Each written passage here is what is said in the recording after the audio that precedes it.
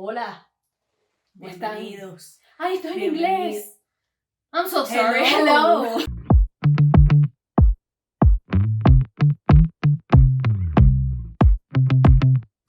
Hi, how are you? This is in English, I'm sorry. This is Hello. in English. Hi. Hi, everybody. Hi, how are you?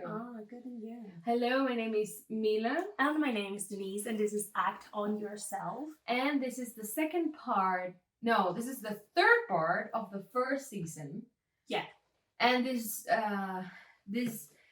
episodes that we're gonna have are gonna be all in English because we had 6 episodes prior to this that were all in Spanish. Mhm. So this next series are gonna be all in English. This is for all my friends in Ireland that say that I don't do anything in English. Yes. I hope you're listening, Yeah. because if you're not, Yeah. And my family in the US, because I have family that do not speak English. yeah.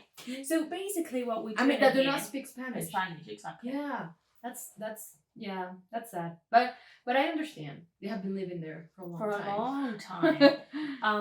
But that's why we did the first part in Spanish and then the second one in English. It's just for everybody to have like following the things that we're doing, because in the first season it was a bit hard to keep the pace of it, because it was one Spanish, one in English, one Spanish, one in English. So people get confused, I guess. Yeah, a little bit. And also this way we are going to talk about everything in both languages. Mhm. So it's the same episode basically. It's not the same episode. Obviously, we're filming this in different days with different outfits. We're not cheating, but yeah, we're gonna be able to speak about the same topics. And generally, when we choose the things that we talk about, is because we want to talk about them, Mhm. because we have a lot to say about these topics, and we really didn't want to leave anything out in any language. Yeah. And we're really excited. Just in case you didn't notice, we are together in the same Yay! country. We are in Colombia, and so doing the episodes, it's a bit different and in a nice way. So today we want to talk about a lot. It's like a hard thing to talk about, but at the same time, is it an important thing to talk about? What do you think? Yeah, and we're gonna be speaking about grief, the grief in general, and the stages of it, and where it comes from, and how it is viewed by psychologists and the world of mental health, basically. Because obviously, grief can be experienced in different ways, and to everyone is gonna be different. But we're gonna talk about basically what it is. And according to the study of Elizabeth Kubler Ross, she's the psychologist that sort of made this theory about the 5 stages of grief. And yeah, basically, what we know and what we read about the definition of grief is that is a process that you go through every time you lose something that has emotional value to you. Okay, it doesn't necessarily have to do with death. It not necessarily. You can grieve a relationship. You can grieve a job. You can grieve a house, a country. In our case, we're Venezuelans. Yeah. So yeah, and it's basically the coping mechanism to deal with this loss. And to me, that was something very important to clarify, because a lot of times people tend to underestimate the situations or the feelings of another person that may go through a loss of a relationship, a loss of the loss of a friendship. There are so many types of grieving process. Yeah, I think normally, like I say, always, like, we know the word, but we don't know the meaning of it. And a lot of times we just think it's just about someone dying. Yeah. And actually, I think life is a process where you grieve a lot. You just don't realize. And I think that sometimes that could be like a way of teaching you to get to those big moments of grief. That is when you lose someone physically, like you're Yeah. not going to see this person ever again. It's not like we both went separate ways is completely different. And grief can also be called mourning, when you mourn something or someone, just in case, just to clarify to people who hear us and maybe do not speak English like a first language and want to practice with us, you can do that too. But yes, and sometimes we don't know what it is. Maybe what we go through them through these stages, but we are not aware that we are grieving or that we are mourning in some type of way. Yeah. And those 5 are denial. They are anger or wrath, however you want to call it. Negotiation, and then depression, and last but not least, acceptance. Yeah. And so the first stage basically is denial, and this is one of those stages that happens a lot. Sometimes, look, it doesn't have to go in that order. That's more, yeah. Yeah, and that's something that this Dr. Elizabeth, she talks about that you don't have to go through them. You don't have to go through all of them, and you don't have to go through them in order. But this is the order that she established that is like more likely to happen in that way. It's basically like it depends on what you grieve in as well. It depends a lot. And sometimes people just jump from one to another, and then you think you've gone through that one, and then you realize that you're back into that one. In my case, I would say that I started definitely with denial, no doubt. I was like, no, but right away I just wanted to negotiate. But the thing is, we don't really understand what is the meaning of these words within grieving, because yeah, we know what denial means, we know what acceptance mean, we know, but we actually, I don't think, or at least myself, I've never went to internet and looked like and when you going through it, the last thing you think about is, oh, I'm gonna go to the internet and check. Yeah. And what step? It's not gonna happen. You're just gonna. It's like you're in an airplane mode, and you're just trying to cope with everything that you're feeling and everything that's happening to you. So, like we say, it's basically anything that you can lose can cause and can take you to grieving. Yes, and according to this definition that we have here, according to the study, denial in this case, you can hear denial as something as, I don't believe that this is happening, this seems like a nightmare, this seems like a dream, or maybe not feeling at all. Maybe you should be feeling horrible, maybe you should be feeling in a lot of, you should be in a very big emotional state and you're not, and maybe that means that you are in denial. Basically, it's just that feeling of not feeling, basically. And basically just shut it down because it feels so bad that you just decide to forget about it. It's like kind of like when you have to do something but you don't want to do it, so you just forget about it and you don't need to do it. It's basically that, and that's your body telling you, I need to get out of this stage of pain so big that you're just trying to. Is it like a defense mechanism to say, like, I'm not feeling anything whatsoever? Actually, it's similar to when you go through the state of shock. When you have experienced physically something, or physically, or you're witnessing something horrible or something like that, that your body goes into shock immediately. And shock and denial are kind of similar in that sense. Of course, shock is something that happens like physically to your body, but denial is similar to it. It's like your body, and in this case your mind, trying to protect you, trying to protect you from the pain, trying to protect you from the situation that you're in right now. So that's why shock and denial are similar. Yeah, and it's, I think denial is one of the most common ones. Yeah, I think it's hard to just skip that one, because when you're having a perfect life and everything is going so great, and then something happen, or like you have to change, or you have to adapt to another reality, the first thing that you want to do is that this is not happening. You don't want to accept it. Yeah, so it's pretty normal. Like in my case, I never went to the second one. That is because anger. I'm not I'm not really close to that feeling all the time. I'm like, I am. I don't feel anger. Like, I do feel anger, but I don't get like, ah. And I think in the moment that happened, what happened to me, though, is I lost my mom and my dad. I wasn't thinking about the why at the moment. I was thinking more Yeah. like, I want to fix this because they were sick, they were ill, and we were trying to get them better. It never happened, which is fine now. Like, it's not fine, but you know what I mean. Yes.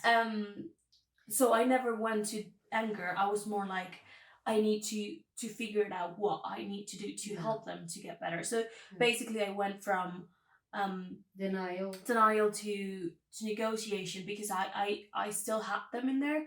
Like, I still have them with me. That's what I mean. And I didn't feel like I was like, it was a mix of denial and negotiation, because for me it was like, no, they're fine, we need to figure it out, we still have a solution for them.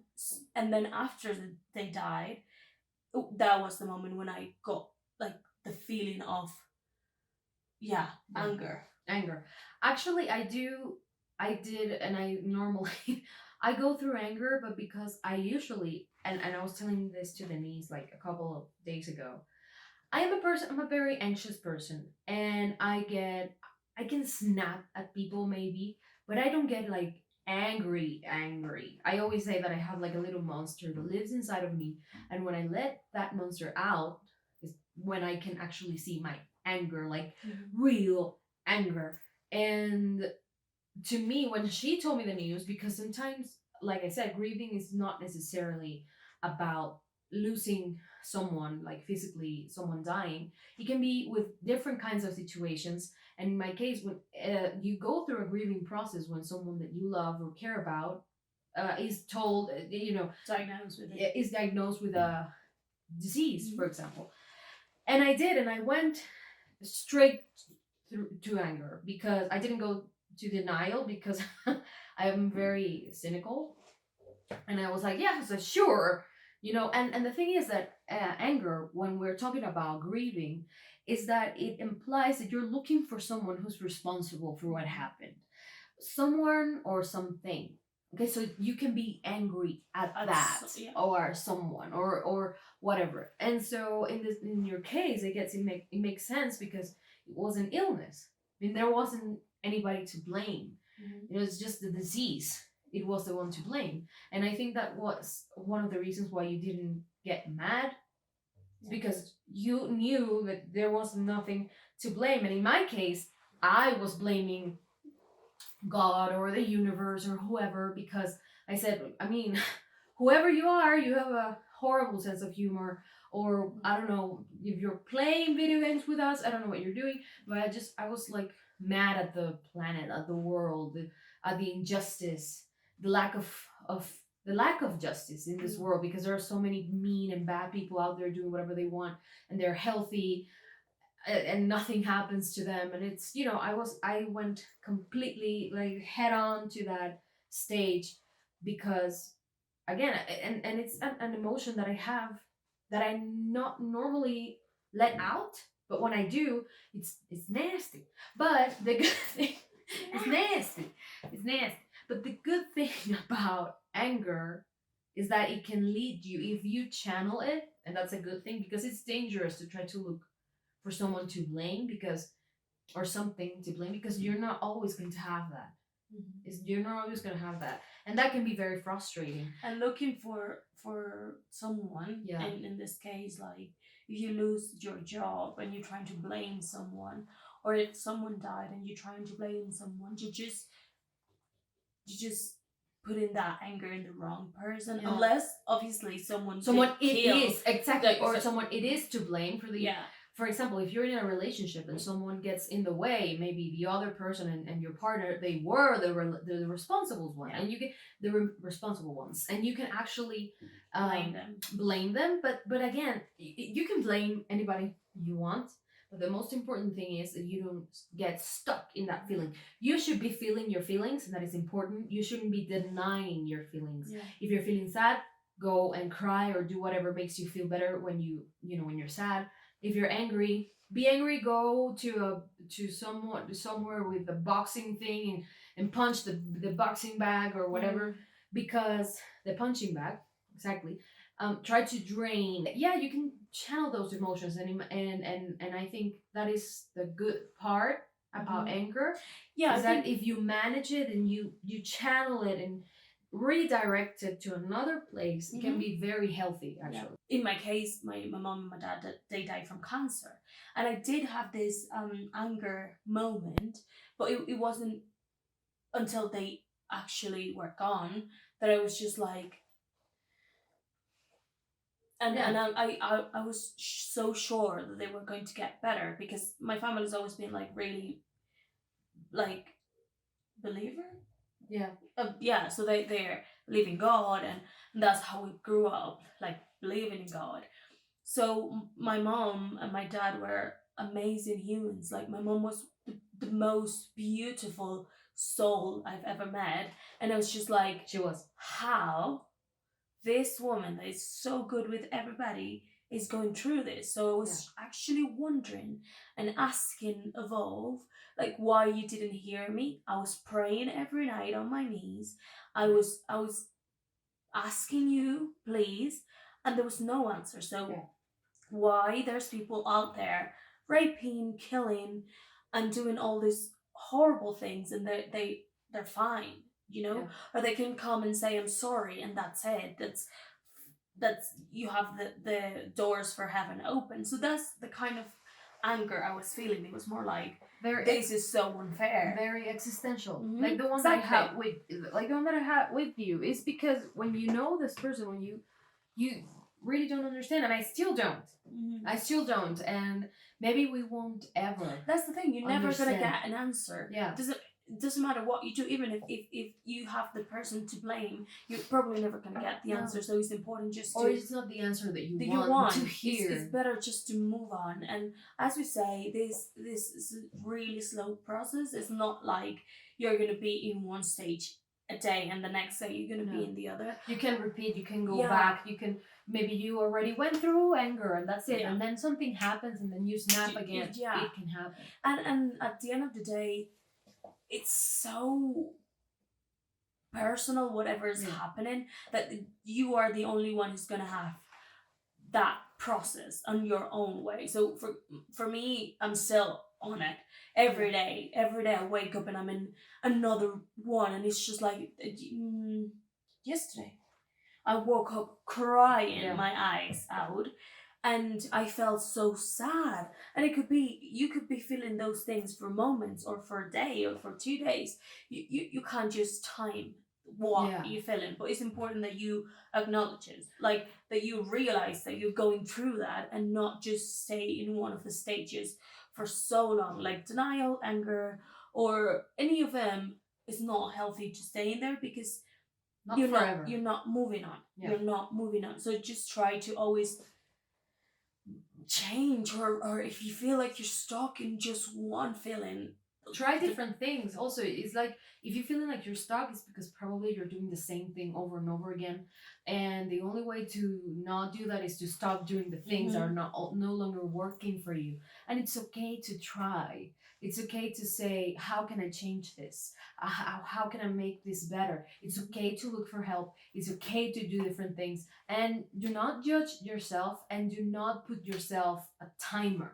Like, I need to be over. It's been 2 years and I haven't stopped this. And it's like, no, you no. Everybody has a different time for everything. And in life in general is the same way with everything. The fact that your sister got married at 25 doesn't mean that you have to do that as well. That's when we start comparing ourselves with everybody else. And the thing is, you are your whole universe, and you can't compare what happened to you or the way you cope with things with the way other people do it. And that's really important, because maybe if you lost someone, and you see another people from your family or from your friends moving on easily or quicker than you actually don't know what that people is going through, what that person is going through. Exactly, what that person is going through. So just try to relax and Yeah. take your own time to do your own things without comparing yourself with others.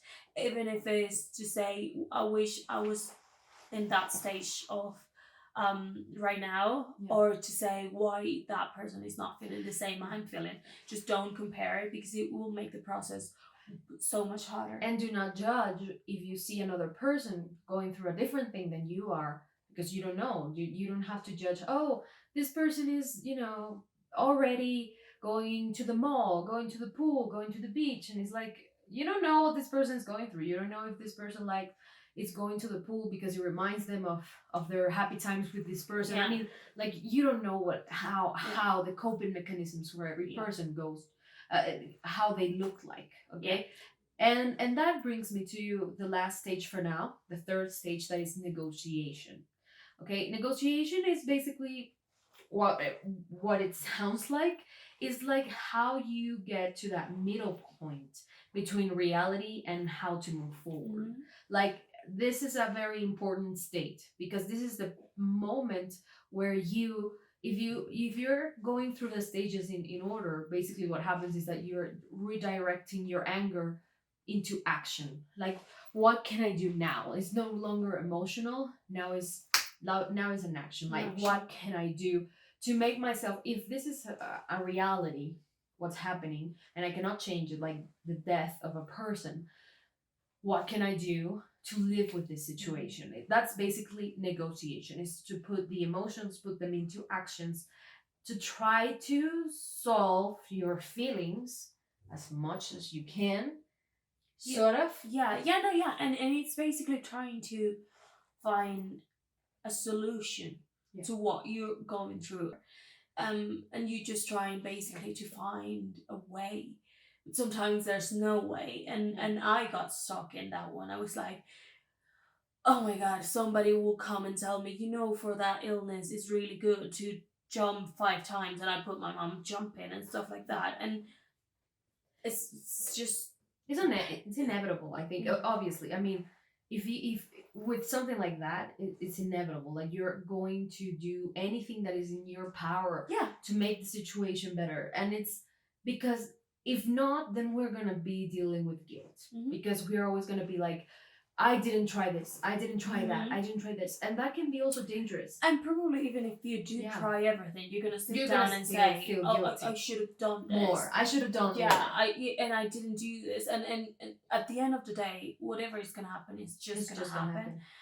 So try not to blame yourself for anything, because I mean, unless you did something really bad, blame yourself. But the thing about lack of action and guilt, and this is a feeling that I have dealt with my whole life, because that's, I think, when I'm very mystical in that sense, and I believe that if you have seen the movie Soul, go watch it, because I really do believe about, in that theory that we're all put in this earth to do something in particular, that our souls decided to do. Like, we said, I need to learn this and this and that lesson. But sometimes life is not fair in the way that it puts those lessons into your life. And that's just reality. That's just the way things are.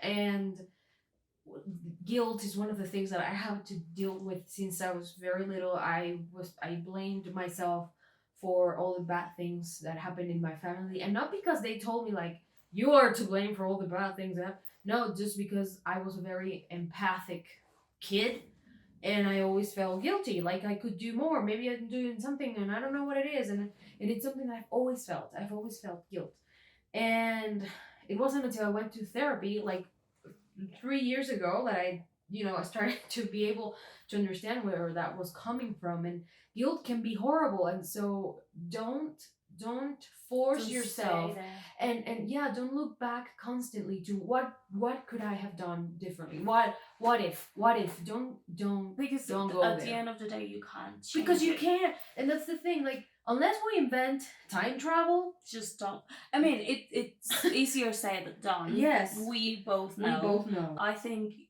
the easiest way to deal with all of this is just being aware of what's happening, not because you can change it or because you can do something about it. It's just more like for your mind and your body be in the same place, and just try to cope with it. At some point, you're gonna be better, even if it doesn't look like it. It's always gonna hurt. It's not. I'm not gonna lie to you. If I think, well, you can see it with my personality is different. I'm talking about this. If I think about my mom, I obviously gonna feel bad. It's never gonna stop hurting. Or about my dad. But I think for sure it will get better, and you will get out of it. Yeah, and it's not like you're gonna stop feeling sad. It's that you're gonna learn how to live with that sadness, and that is what negotiation is. It's like, this is happening. I'm feeling this. This happened. I can't change it. So I need to just go to that middle point and say, okay, what can I do for myself or for others around me? So this whole situation can be dealt in the best way, in the healthiest way possible. And that is negotiation, and that is a very important state. And the next two we're going to talk about in our next episode. Depression and acceptance. So those are two very important, very long, especially depression. So we're going to talk about that. And so check out our next episode. And that's it. Thank you for being here. Don't forget to subscribe and like and all of that and share, okay? Be cool. Love you. We need money. Bye. Bye.